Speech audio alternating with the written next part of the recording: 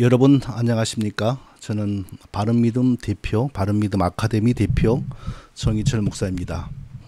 이제 이 세상이 갑자기 이 코로나라고 하는 것으로 인해서 지금까지 한 번도 경험해 보지 못한 상황이 전개되고 있고, 교회도 이전과는 전혀 다른 상황 속에서 이제 진행되고 있으므로 도저히 옛날과 같은 방법으로 저야 옛날부터 인터넷으로 이렇게 해왔던 주로 신문이었죠. 그런데 이제는 적극적으로 영상으로 강의하고 영상으로 설교하고 이런 일을 더 열심히 해야만 하는 시대가 되었다 하는 생각이 들어서, 앞으로는 이제 매주일 설교 한 편은 당연하고요, 늘 해왔고 더 힘써서 준비하고, 그리고 매주 강의를, 성경 공부를 하나 아니면 두 개를 꼭 올려야 되겠다 하는 생각을 가지고 있습니다.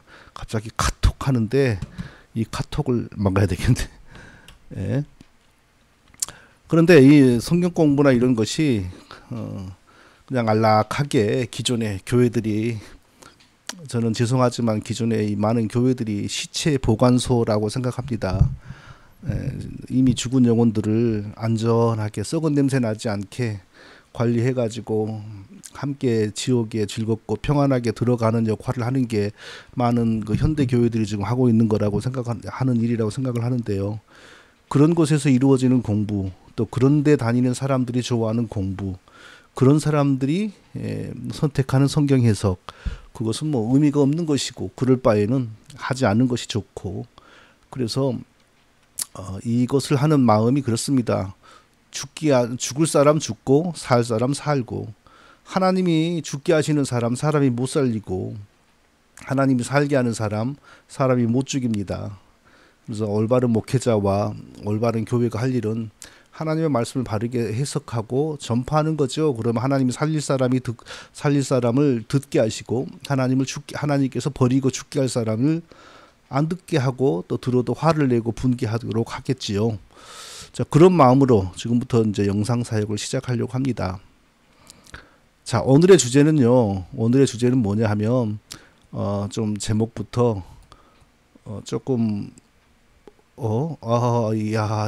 처음 하는 거라서 지금 제가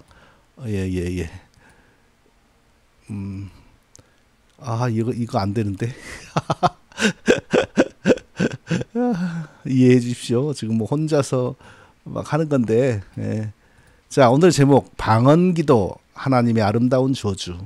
제목이 방언기도 하나님의 아름다운 저주. 들어보셨습니까? 기존 일반 교회에서 이런 성경 공부하면 과연 누가 좋아할까요? 방언기도, 하나님을 향한 영혼의 뜨거운 감정을 사람의 말로 표현할 수가 없으니까 무아지경 속에서 표현하는 게 방언기다라고 해야지 사람들이 좋아하죠. 안 그러겠어요? 그러나 이것은 성경적으로, 역사적으로 그렇게 말할 수 있는 근거가 전혀 없습니다. 그리고 정확하게 말하면 이 방언기도 하나님의 아름다운 저주입니다. 그런데 이게 어떤 사람에게는 계속 영원한 저주로 남아있고, 어떤 사람은 여기에서 헤어나와서 영적인 세계가 이렇게 무섭구나, 우리 주변에 이렇게 악한 영적인 세계가 펼쳐지고 있구나 깨달아가지고 더 열심히 성경을, 진리를 탐구하고 바르게 가게 되는 계기가 되는 사람들이 있습니다. 그런 사람들도 분명히 있으니까 방언 기도가 왔다고 해서 그 사람이 끝까지 저주받는다라고는 할 수 없습니다. 그런데 일단 출발은 방언 기도 하나님의 아름다운 저주. 예, 이렇게 충분히 표현할 만합니다. 왜 그러한지. 자, 오늘은 직접적인 내용이 좀 덜 언급되는데요. 오늘 내일 계속 좀 다음까지 잘 들어주시길 바랍니다. 자, 데살로니가 후서에 보면요, 불의의 모든 속임으로 멸망하는 자들에게 이 말이니 이는 저희가 진리의 사랑을 받지 아니하여 구원함을 얻지 못함이니라. 진리의 사랑을 받지 아니하는 자들에게 영적인 속임수가 온다. 저절로 오는 게 아니라 하나님이 주시는 거예요. 왜? 하나님이 유혹을 저희 가운데 역사하사 거짓 것을 믿게 하고, 하나님이 거짓 것을 믿게 합니다. 왜? 버리실 사람들, 어떤 사람들, 어떻게 버린 사람들요? 교회 다니면서 안전하게 버려지게 하는 사람들. 물론 다 그런 게 아니죠. 그 중에 어떤 사람들은 분명히 하나님께서 또 은혜를 주셔서 그 끔찍한 세계에서 벗어나게 합니다. 그리고 그 사람들이 바로 서면요, 그분들이 바로 서면 얼마나 진리를 열심히 탐구하는지 모릅니다. 그러나 거기까지 가지 못하는 분들은 이 말씀이 그대로 적용이 되는 겁니다. 저희가 진리의 사랑을 받지 아니하여 구원함을 얻지 못함이니라. 이러므로 하나님이 유혹을 저희 가운데 역사하사 거짓 것을 믿게 하고 진리를 믿지 않고 불의를 좋아하는 모든 자로 심판을 받게 하려 하심이니라. 이거 누구에게 한 말입니까? 조계종, 불교, 힌두교 아니요. 교회 다니는 사람들에게 하는 말이에요. 교회 안에 진리의 사랑을 받지 못하고 하나님의 구원과 무관한 사람들이 있어요. 많아요. 그러니까 제가 처음에 시체 보관소라 그러죠. 어차피 하나님이 구원하지 않을 사람들인데도 교회에 많아요. 근데 그 사람들은 뭔가 열심을 내야죠. 그래서 하나님께서 그들에게 바로 이런 속임수를 주신다. 성경 분명히 이렇게 말하고 있습니다.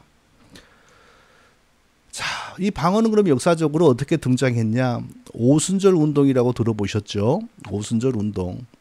오순절 운동이라고 하는 것은 사도행전 2장 1절부터 3절의 내용이 핵심입니다. 오순절 날이 이미 이름에 저희가 다 같이 한 곳에 모였더니 호련히 하늘로부터 급하고 강한 바람 소리가 있어 저희 앉은 온 집에 가득하며 불의 혀같이 갈라지는 것이 저희에게 보여 각 사람 위에 임하여 있더니 저희가 다 성령의 충만을 받고 성령이 말하게 하는 다른 언어로 말하기를 시작하니라.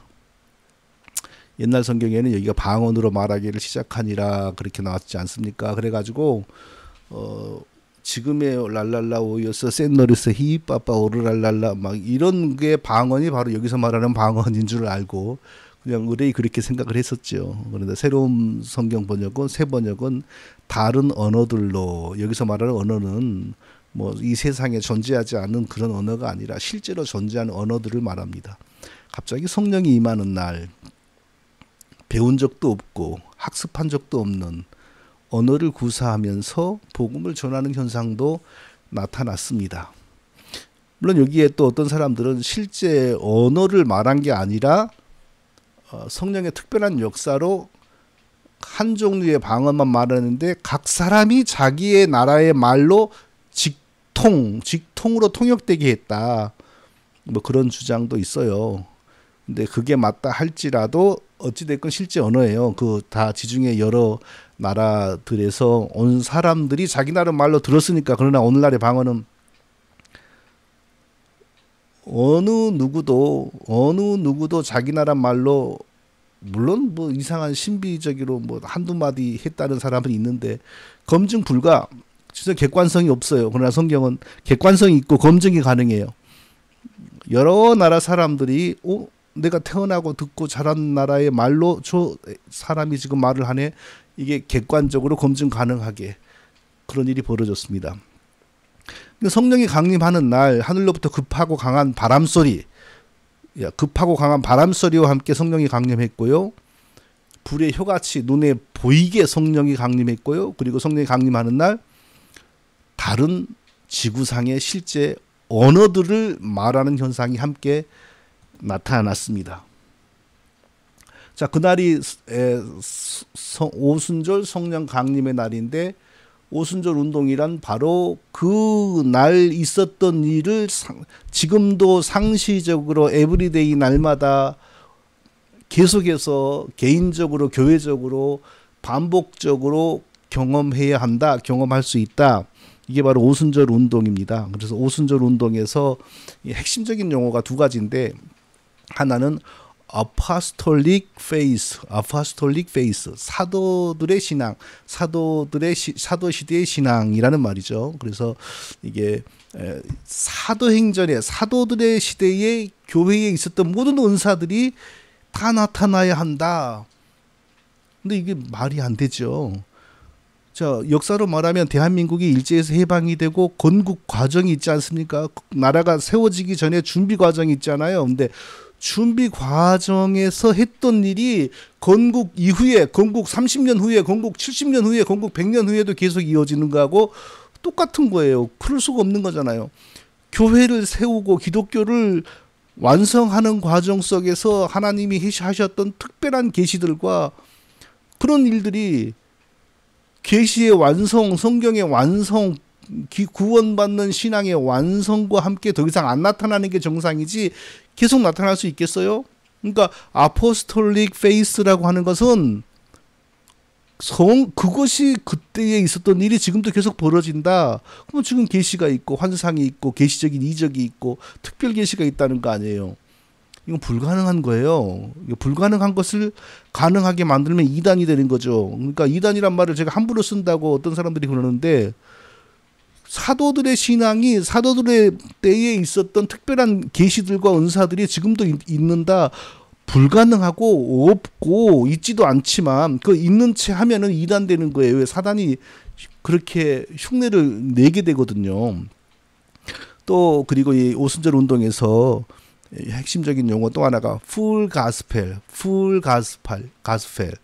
가득 찬 복음. 뭐 우리나라에서는 가득 찬 복음이라고 해석하지 않고 순 복음이라고 그랬잖아요. 근데 이게 무슨 의미냐면은 사도행전에 나와 있는 모든 신앙의 은사들이 지금 오늘날 장로교회나 뭐 지금은 장로교회도 다 이 오순절 순복음을 따라가 버려 가지고 진정한 장로교회가 보기가 어려워졌잖아요. 그래서 말이 있어요. 옥하는 목사님, 뭐 하용조 이런 분들이 순복음을 따라가 가지고 신학은 장로교회를 따라가서 신학을 하고 목회는 옥하는 하용조 조용기처럼 해야 된다.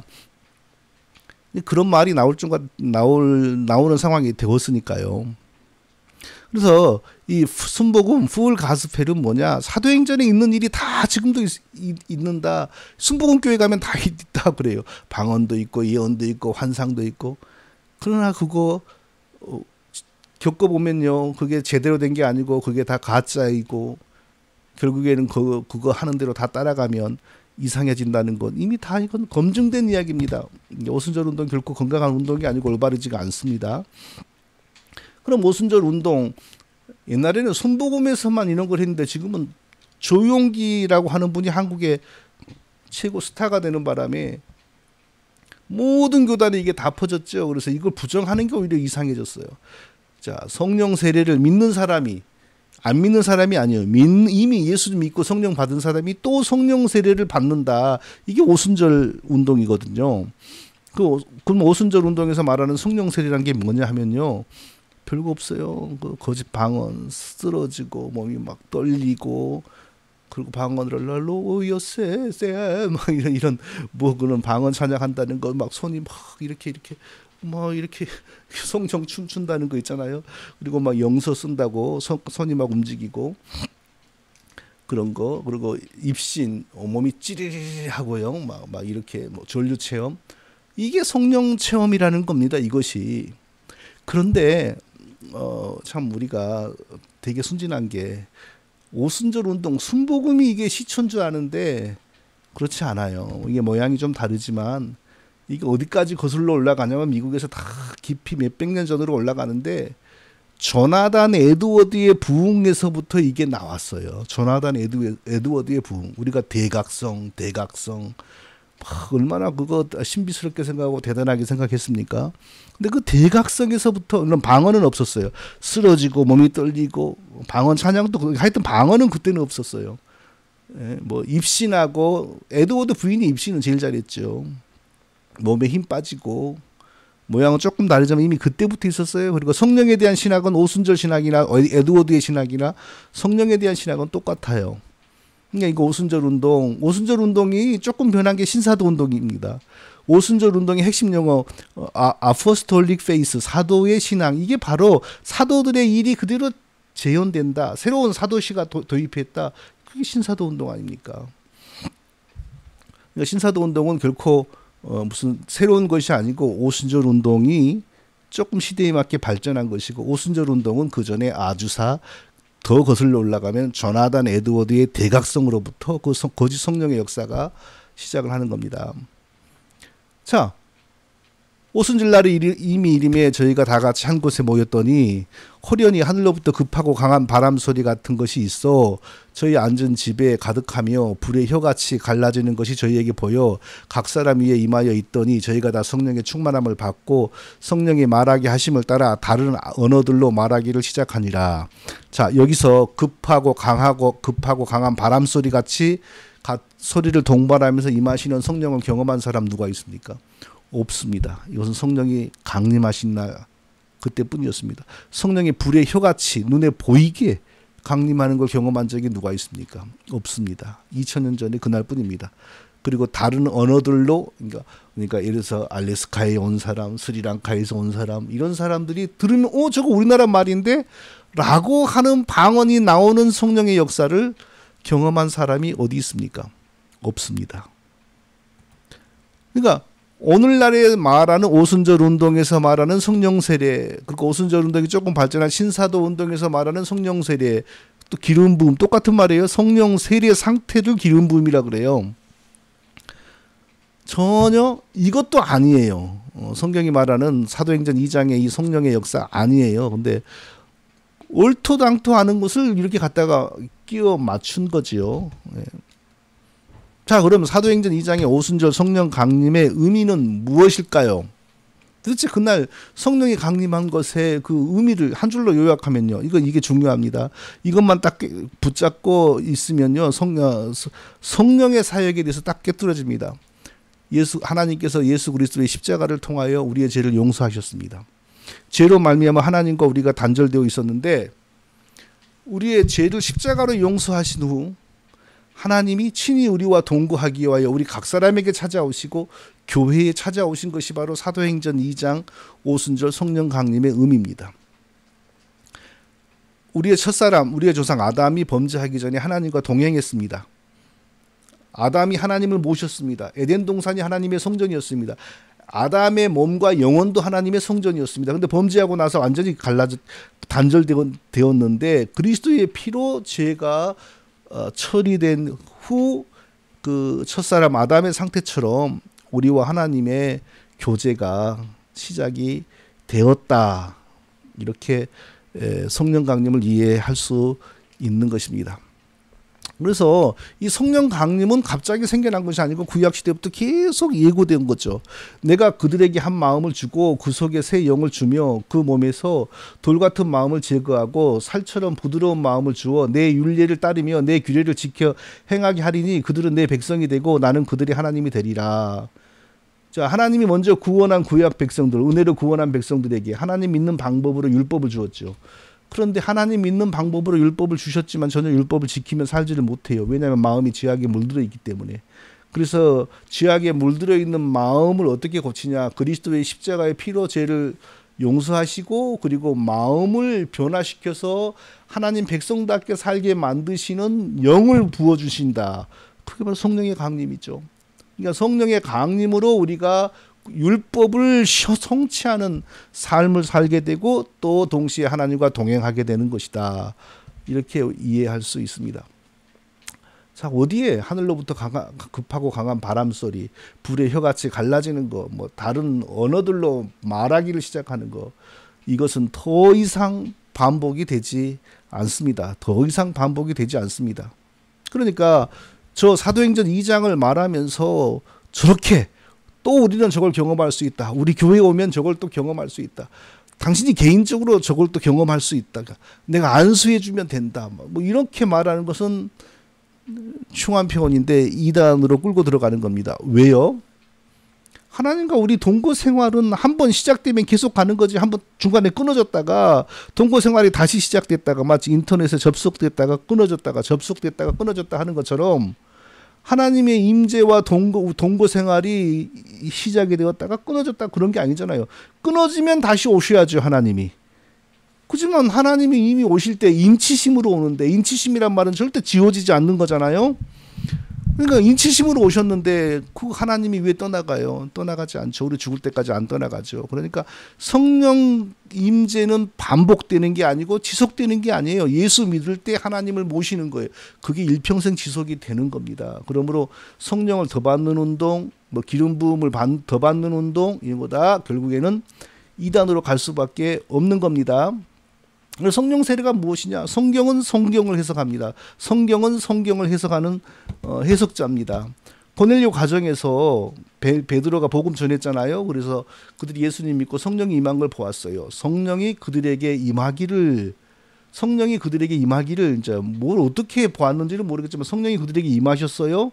임하는 장면을 보고 베드로가 뭐라고 합니까? 내가 주의 말씀에 요한은 물로 세례를 베풀었으나 너희는 성령으로 세례를 받으리라 하신 것이 생각났노라. 성령이 고넬료 가정에 임하는 것을 보는 순간 생각났어요. 뭐가? 예수님의 말씀이 어떤 말씀?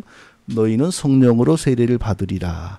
성령으로 세례를 받는 것이 바로 성령이 임하는 거예요. 성령이 임하는 거. 예수 믿는 사람에게, 제사함 받는 사람에게 하나님이 찾아오시는 그것을 성경은, 기독교는 성령 세례, 성령으로 세례 받는다, 이렇게 표현하는 거예요. 이미 믿은 사람이 나중에 성령을 또 받는다.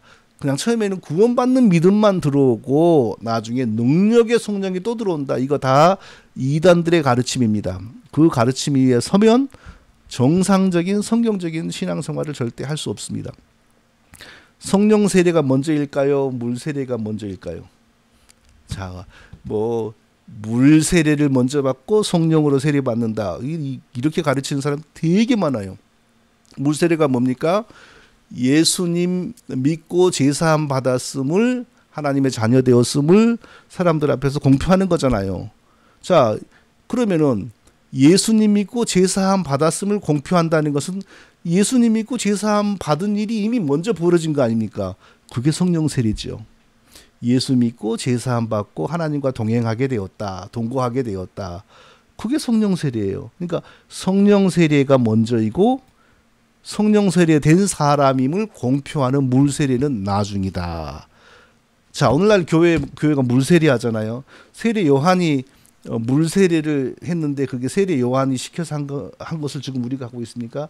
아니에요. 세례 요한의 세례는 우리의 죄를 사함 받았다는 증거가 되지를 못해요. 오직 예수 믿고 제사함 받은 사람이 물 세례를 받음으로 교회 앞에서 공표하는 겁니다. 세례 요한의 세례는 오늘 우리의 교회의 세례의 직접적인 출발이 아닙니다. 세례 요한은 예수님이 오시는 길을 선포하는, 똑같은 것은 아니지만 조금 특이한, 그러지만 유사한 그런 세례였습니다. 방언 못하면 성령 세례 못 받는가? 여기 계속 넘어가면 너무 시간이 길어질 것 같아요. 한 15분, 20분에서 끝내야 될 것 같아요. 오늘 여기까지 하겠습니다. 오늘은 여기까지 할 텐데요. 계속해서 내일이나 모레 또 다음 이어가도록 하겠습니다. 자, 코로나 시대입니다. 교회에서 모일 수 없습니다. 금방 약 나와가지고 어떻게 될 줄 알았는데 약이 쉽게 나올 것 같지도 않습니다. 이제는 신앙생활의 방법, 사회생활의 방법, 직업생활의 방법 전부 다 이제 패러다임 시프트 완전히 변했습니다. 그래서